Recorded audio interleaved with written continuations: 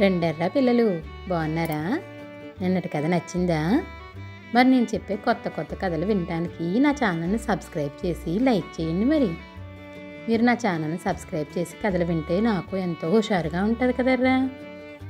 సరే ఈరోజు మన కథలోకి వెళ్ళిపోదామా?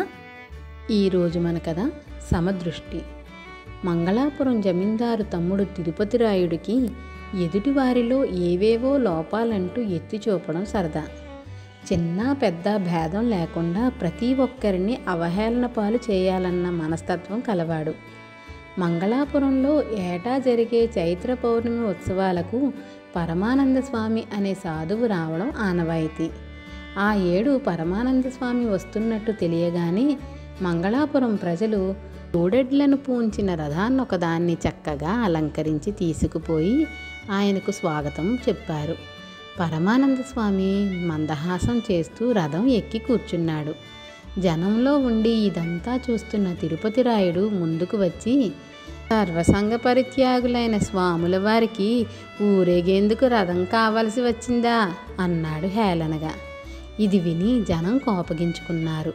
కానీ పరమానంద స్వామి ఎంతో శాంతంగా, నువ్వన్న దాంట్లో కొంత నిజం లేకపోలేదు, నీతో వివరంగా తరువాత మాట్లాడతాను, ముందు వచ్చి రథంలో నా పక్కన కూర్చో అన్నాడు. తానేదో గొప్ప విజయం సాధించినట్టు పొంగిపోతూ తిరుపతి రాయుడు రథం ఎక్కి కూర్చున్నాడు. కొద్దిసేపు తరువాత రథం ఒక పెద్ద భవనం ముందు ఆగింది. తిరుపతి రాయుడు రథంలోంచి దిగుతూ, ఇది మరీ బాగుంది, జగమే మాయ అని బోధించే స్వాముల వారు బస చేయడానికి ఇంత గొప్ప భవనం కావాలన్నమాట అన్నాడు. పరమానందుడు చిరునవ్వు నవ్వి, ఒక్క వారం రోజుల పాటు నువ్వు నా వెంట ఉన్నట్టయితే నీ సందేహాలన్నీ తీర్చగలను అన్నాడు. ఇందుకు తిరుపతి రాయుడు అంగీకరించాడు. పరమానంద స్వామి భవనంలో ప్రవేశించగానే ఒక పట్టుబట్టల వ్యాపారి వెండి పళ్ళెంలో ఫల పుష్పాలతో పాటు ఒక పట్టు వస్త్రం తెచ్చి ఆయన పాదాల ముందు పెట్టి, స్వామి వీటిని తమరు స్వీకరించాలి అన్నాడు. పరమానందుడు వ్యాపారితో, చాలా సంతోషం, నీ ఇష్ట ప్రకారమే తీసుకుంటున్నాను, ఇలాంటిదే మరొక వస్త్రాన్ని తీసుకువచ్చి తిరుపతి రాయుడికి కూడా ఇవ్వు అన్నాడు. తరువాత ఆయన ఎక్కడ చేరినా గ్రామ పెద్దలతో, నేనిక్కడ ఉన్నంతకాలం తిరుపతి రాయుడు కూడా నాతోనే ఉంటాడు, నాకు చేసే మర్యాదలన్నీ అతడికి కూడా చేయాలి అన్నాడు. ఆ క్షణం నుంచి పరమానందుడితో పాటు తిరుపతి రాయుడు కూడా సకల సౌకర్యాలు అనుభవించాడు. మూడో రోజు రాత్రి పరమానందుడు తిరుపతి రాయుడితో, ఏ ఊళ్ళోనూ నేను 3 రోజుల కన్నా ఎక్కువ ఉండను, రేపు తెల్లవారుతూనే మరొక ఊరు పోతున్నాను, నా వెంట వస్తావు కదా అన్నాడు. తిరుపతి రాయుడు అలాగే వస్తానన్నాడు. మర్నాటి ఉదయం మంగళాపురం ప్రజలు పరమానంద స్వామిని రథం మీద కూర్చోబెట్టి ఊరేగించుతూ తీసుకుపోయి గ్రామ పొలిమేర దగ్గర దించి భక్తిపూర్వకంగా వీడ్కోలు చెప్పారు. రథం వెళ్ళిపోగానే దిక్కులు చూస్తూ నిలబడిన తిరుపతి రాయుడితో పరమానందుడు, ఇక మనం ఆ కనబడుతున్న కాలిబాట వెంట నడిచామంటే సూర్యాస్తమయం వేళకు మరొక గ్రామం చేరగలం అన్నాడు. ఇద్దరూ కాలిబాట వెంట నడవసాగారు. ఆ బాట పోను పోను రాళ్ళు రప్పలతో నడవడానికి కష్టసాధ్యంగా తయారైంది. తిరుపతి రాయుడు బాగా అలసిపోయాడు. ఒక పక్క అతన్ని ఆకలి వేధిస్తున్నది, మరో పక్క మండే ఎండ. పరమానందుడు మాత్రం చకచకా నడిచిపోతున్నాడు. తిరుపతి రాయుడు ఇక నడవలేక పరమానందుడితో, అయ్యా నోరెండిపోతున్నది, దాహం అన్నాడు బాధగా. పరమానందుడు దారి పక్కనే ఉన్న చిన్న నీటి మడుగును అతడికి చూపుతూ, వెళ్ళి దాహం తీర్చుకో అన్నాడు. ఆ నీళ్ళా? అవేం తేటగా లేవు, నిన్నటి వరకు దాహం అంటే పళ్ళరసం ఇప్పించావు గదా, ఇప్పుడే మరిచావా అన్నాడు తిరుపతి రాయుడు ఆయాసపడుతూ.